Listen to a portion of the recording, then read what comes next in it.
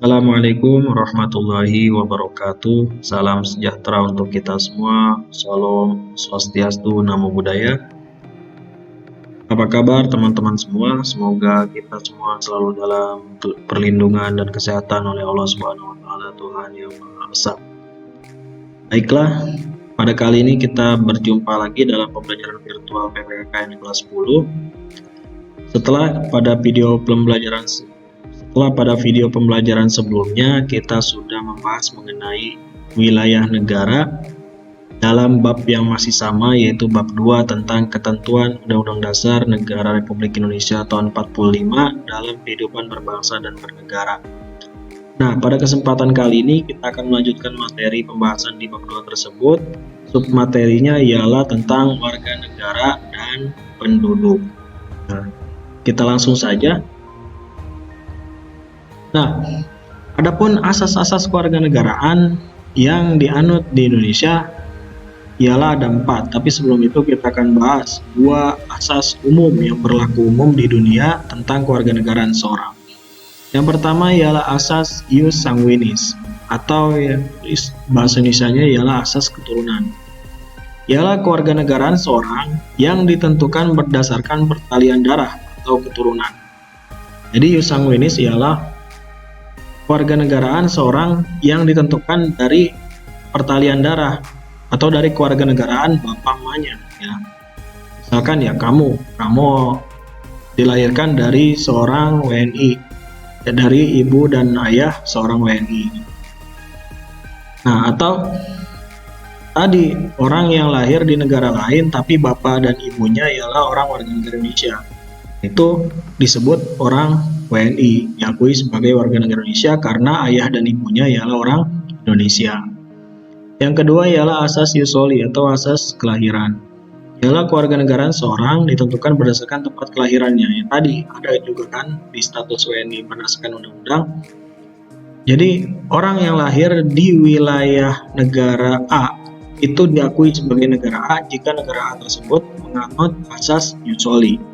Ya tadi, orang yang lahir di wilayah Indonesia, walaupun bapak mamanya nggak diketahui atau tidak memiliki kewarganegaraan, itu diakui sebagai warga negara Indonesia. Nah, adapun asas kewarganegaraan yang dianut atau digunakan di Indonesia ada 4. Ius sanguinis dianut oleh kita. Oleh karenanya, jika ada anak yang dilahirkan di luar negeri atau di luar Indonesia, tapi emak bapaknya itu orang Indonesia, maka itu diakui sebagai warga negara Indonesia. Yang kedua ialah asas ius soli secara terbatas. Asas ius soli secara terbatas ialah seorang anak yang dilahirkan di Indonesia. Tadi walaupun emak bapaknya tidak diketahui atau emak bapaknya tidak memiliki kewarganegaraan. Tapi kenapa dibahas secara terbatas? Karena jika ada anak yang dilahirkan di Indonesia tapi emak bapaknya dua-duanya WNA atau orang asing, itu tidak diakui sebagai warga negara Indonesia, ya. Itu catatannya. Kenapa disebut secara terbatas? Karena tidak semua anak yang lahir di Indonesia itu diakui sebagai WNI. Tapi ada anak yang tidak diakui sebagai WNI, yaitu jika anak tersebut lahir dari orang tua WNA yang dua-duanya punya kewarganegaraan, lahirnya di Indonesia, itu tidak diakui sebagai WNI. Jadi terbatas ius solinya. Kalau ius sanguinisnya tidak terbatas. Mau anaknya lahirnya di negara manapun, jika dia memiliki orang tua atau darah orang Indonesia, itu diakui sebagai WNI. Kayak kan banyak pemain bola ya, dari Belanda, dari Belgia, yang punya keturunan dengan orang Indonesia, itu diakui sebagai WNI atau dia bisa diproses menjadi WNI. Yang ketiga ialah asas kewarganegaraan tunggal. Asas kewarganegaraan tunggal berarti satu orang hanya boleh memiliki satu kewarganegaraan. Jadi di Indonesia itu nggak bisa atau nggak boleh orang punya 2 kewarganegaraan atau bipatrit kalau dalam bahasa kewarganegaraannya. Misalkan saya warga negara Indonesia, tapi saya juga memegang paspor atau kartu kewarganegaraan negara lain. Sedangkan saya sudah berada di usia lebih dari 18 tahun. Nah, itu nggak boleh. Ya, itu bisa gugur kewarganegaraannya. Nah, yang keempat ialah asas kewarganegaraan ganda terbatas, bukan ganda campuran ya, ganda terbatas. Jadi asas kewarganegaraan ganda terbatas ialah orang yang punya dua kewarganegaraan tapi terbatas. Maksudnya ialah jika ada anak ya, anak yang belum berumur 18 tahun atau belum kawin itu memiliki dua kewarganegaraan atau dalam kondisi bipartit. Kok bisa gitu? Contohnya ialah ada seorang anak yang dilahirkan di negara yang menganut asas Yusoli. Contohnya Cina misalkan ya. Cina ialah negara yang menganut asas Yusoli atau kewarganegaraan seseorang ditentukan atas kelahirannya. Ya tadi, jika dilahirkan di negara Cina maka anak tersebut diakui sebagai warga negara Cina. Nah, tapi anak yang lahir tersebut itu lahir dari seorang WNI atau dari bapak emaknya WNI. Lagi ngelancong ke Cina, lagi hamil, kemudian lahir di Cina gitu. Nah, di Cina diakui juga sebagai warga negara Cina. Oleh karenanya anak tersebut punya dua kewarganegaraan.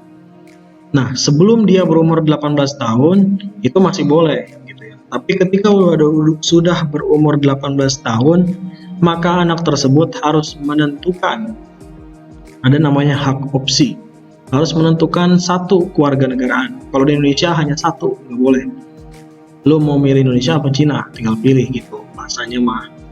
Oleh karenanya disebut ganda terbatas. Jadi anak boleh kewarganegaraannya ganda atau lebih dari satu, tapi dibatasi di umur 18 tahun atau sudah kawin. Di lewat itu dia harus menentukan, harus memilih salah satunya atau menolak salah satunya. Nah tadi ya, perbedaan asas kewarganegaraan yang berlaku dalam suatu negara memungkinkan terjadinya dua status. Yang pertama apatrid atau keadaan seorang yang tidak memiliki kewarganegaraan.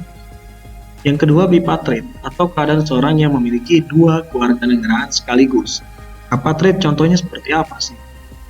Jadi kita analogikan ya, ada dua orang warga negara A ya, bahasakan warga negara A, dua orang atau suami istri tersebut melancong ke negara B. Status kewarganegaraan di negara A atau negara asal suami istri tersebut itu menganut asas Yusoli saja. Jadi anak yang diakui sebagai warga negara A itu harus lahir di negara A. Ya, walaupun orang tuanya itu negara manapun. Nah, dia kemudian melancong ke negara B. Kebetulan di negara B itu hanya menganut asas ius sanguinis saja. Ya, negara B tersebut itu tidak mengakui anak yang lahir di negara B kalau bukan dari bapak ibu seorang warga negara B gitu. Nah, jadi ketika warga negara A, suami istri negara A melancong ke negara B yang hanya menganut asas ius sanguinis, kemudian lahir karena sedang hamil ya. Jadi lahir anaknya di negara B. Sedangkan negara B hanya menganut asas ius sanguinis atau asas keturunan. Padahal negara asalnya hanya menganut asas ius soli, maka anak tersebut tidak diakui menjadi warga negara A maupun menjadi warga negara B.